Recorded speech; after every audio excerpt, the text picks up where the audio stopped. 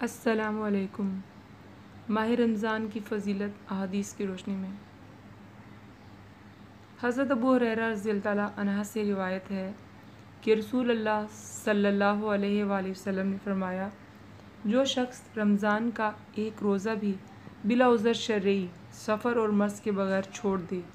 پھر مدت العمر اس کی تلافی کے لیے روزے رکھے، تب بھی ایک روزے کی کمی پوری نہ ہوگی۔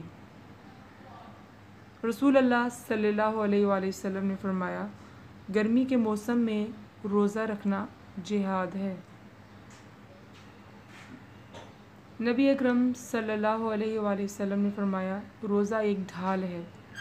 جس کے ذریعے انسان جہنم سے تحفظ حاصل کر لیتا ہے۔ ایک اور جگہ آپ صلی اللہ علیہ وآلہ وسلم فرماتے ہیں، روزہ ڈھال ہے اور آگ سے بچاؤ کا ایک مضبوط قلعہ ہے۔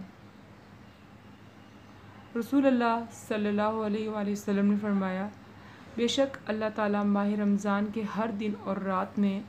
لوگوں کو جہنم سے آزاد کرتے ہیں، اور ماہ رمضان کے ہر دن اور رات میں ہر مسلمان کے لیے ایک ایسی دعا ہے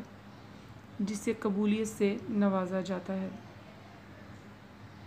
رسول اللہ صلی اللہ علیہ وآلہ وسلم نے فرمایا، جس نے بد زبانی اور جھوٹ نہ چھوڑا تو اللہ تعالیٰ کو اس کے کھانا پینا چھوڑ دینے کی کوئی ضرورت نہیں۔ رسول اللہ صلی اللہ علیہ وآلہ وسلم نے فرمایا،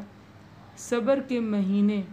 یعنی ماہ رمضان اور ہر مہینے کے 3 روزے رکھنا سینے کے کینے کو دور کر دیتا ہے۔ رسول اللہ صلی اللہ علیہ وآلہ وسلم نے فرمایا، اللہ تعالیٰ فرماتا ہے، ابن آدم کے تمام اعمال اس کے لیے ہیں سوائے روزے کے،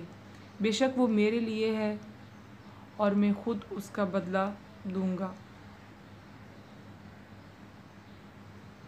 رسول اللہ صلی اللہ علیہ وآلہ وسلم نے فرمایا، جس نے ایمان کے ساتھ اور ثواب کی نیت سے رمضان کے روزے رکھے، اس کے گزشتہ سارے گناہ معاف کر دیے جاتے ہیں۔ رسول اللہ صلی اللہ علیہ وآلہ وسلم نے فرمایا، تحقیق تمہارے پاس رمضان آیا ہے، یہ برکتوں والا مہینہ ہے، اللہ تعالیٰ نے اس کے روزے تم پر فرض کیے ہیں،